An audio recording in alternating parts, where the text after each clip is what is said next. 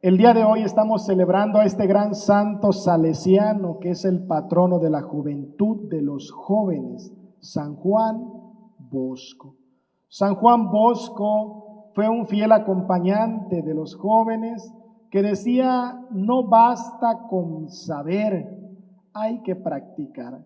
Yo creo que es un principio que hasta el día de hoy tiene validez, ¿verdad? No basta con saber, hay que practicar. Hermanos, no basta con saber mucho de las ciencias, qué bueno, ¿verdad? Pero hay que practicar. No basta con saber mucho de las Sagradas Escrituras, hay que practicar, porque en la práctica es donde se vive, se da testimonio de la fe.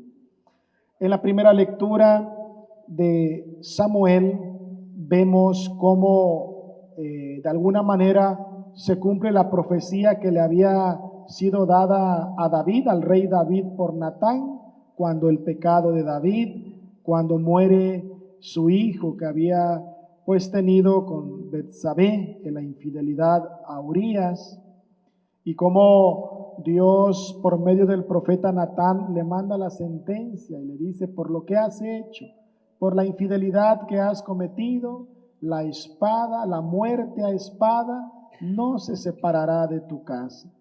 El día de hoy vemos a un David que está siendo perseguido por su propio hijo, y por eso David se encuentra ante una gran tristeza, ¿no?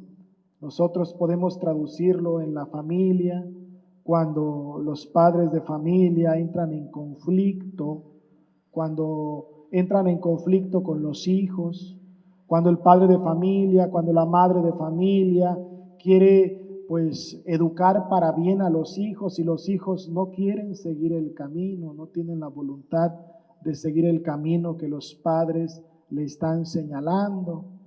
Y vemos cómo la rebeldía se apodera muchas veces de los hijos, y cómo los padres, las madres de familia sufren porque ven una fractura en el núcleo familiar, porque sus hijos no les escuchan. Sin embargo, los hijos nunca van a escapar de las oraciones de los padres. Los hijos nunca van a escapar de las plegarias de los papás, de las seguras plegarias de papá, de mamá, cuando el hijo se va lejos para que Dios lo cuide, cuando el hijo está presentando alguna crisis para que Dios le ayude, para que Dios le ilumine. Y muchas veces también como hijos nosotros nos podemos alejar del núcleo familiar y entrar en estas crisis, en estos conflictos, ¿verdad? Algo así sucedía con David cuando dice: pues mi propio hijo me está persiguiendo. Sale una persona de la casa de Saúl, el rey anterior, y lo empieza a maldecir. Entonces uno de sus sirvientes le dice: Señor, mira lo que te está diciendo, ¿quieres que haga algo?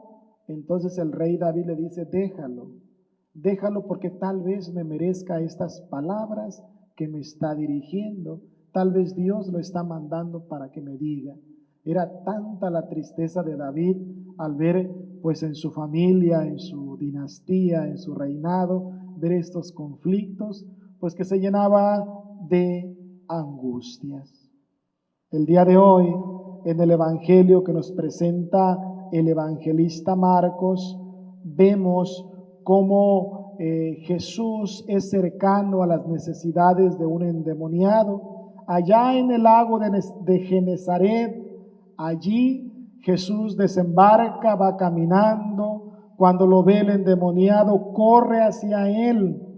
Este endemoniado, dice la palabra, que nadie tenía fuerzas para contenerlo, que si hacía daño en su cuerpo, se gritaba y se golpeaba con piedras. Cuando una persona es poseída, se hace daño a su cuerpo, porque el alma es de Dios. Si hay algo que el enemigo no le pertenece, es el alma de la persona. El alma de la persona es de Dios. Sin embargo, al ser poseída por el espíritu inmundo, pues se empieza a golpear y en su cuerpo se empieza a hacer daño. ¿Qué quieres tú conmigo, Jesús, Hijo de Dios Altísimo? Veamos cómo el espíritu inmundo conoce a Jesús, sabe quién es Él. es el Hijo de Dios Altísimo. Como el enemigo, hermanos, reconoce a Jesús. Por eso hay personas que dicen, pues bueno, pues con que yo crea en Dios es suficiente. Yo no voy a la iglesia, con que yo crea en Dios pues es suficiente. ¿Qué tengo que ir allá? Yo creo en Dios, más que suficiente. Hermanos, no es suficiente. La palabra nos enseña de que no es suficiente creer en Dios. Tenemos que obrar según Dios.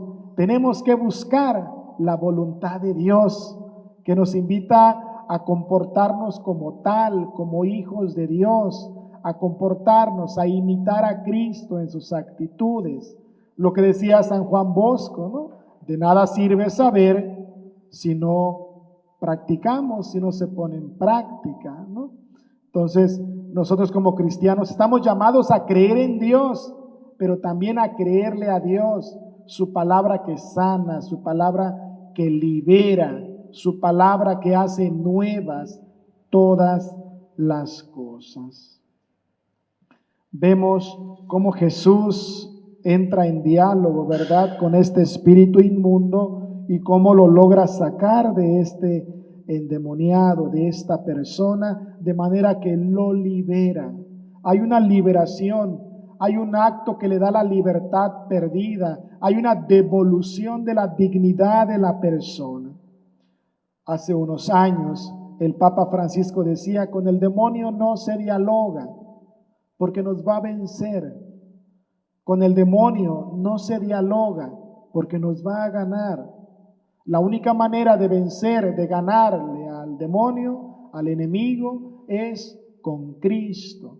Es tomando a Cristo como nuestra bandera. Es hacerlo todo en el nombre de Cristo. Porque como va a decir Jesús en el Evangelio de San Juan, sin mí nada pueden hacer. Hermanos, sin Jesús se terminan las esperanzas, se termina la fe. Pero con Jesús se aviva la esperanza, se aviva la fe. Vemos cómo esta persona, después de haber sido liberada, agradecida con Jesús, le dice, permíteme, Señor, permíteme seguirte. Pero Jesús le dice, no. Ante la negativa le dice, vete a tu casa a vivir con tu familia y cuéntales lo misericordioso que ha sido el Señor contigo.